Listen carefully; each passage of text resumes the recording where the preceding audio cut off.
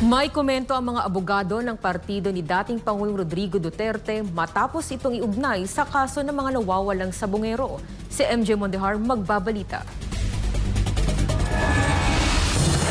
Sinabi ni DOJ Secretary Boying Rimulya na posibleng magkaugnay ang estilo ng pagdukot sa mga nawawalang sabungero at ng umunoy extrajudicial killings noong drug war ni dating Pangulong Duterte. Nilino naman ng DOJ na hindi pa nila iniimbestigahan si Duterte pero may sinusundan silang pattern. Si Duterte kasalukuyang nasa ICC detention facility habang hinihintay ang confirmation hearing ng kanyang kaso ngayong Setyembre. Pero ayon sa mga abogadong miyembro ng PDP Laban, isang inustisya ang pagkakadawit sa dating Pangulo. Lalo pat isinama na ngayon ang pangalan nito sa kaso ng mga nawawalang sabungero. Ngayon pa lang sila nangangalap ng mga ebidensya.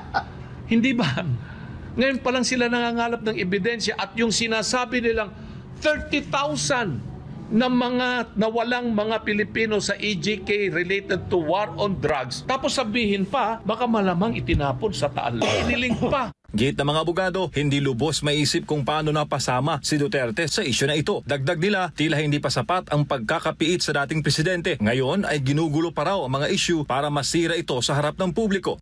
Sasabihin pa nila na yung issue naman na missing sabungero ay pareho lang daw ng mga pulis na involved din sa EJK. Mga taga Batangas na pulis yan di ba? Naniniwala naman ang PDP Laban members na sinisira si Duterte ng kasalukuyang administrasyon para gamitin ng issue bilang dagdag na ebidensya laban sa kanya sa ICC. Nauna nang sinabi ni FPRD sa isang panayam kay VP Sara Duterte sa The Hague na kalokohan ang pagdawit sa kanya sa issue ng missing sabungeros.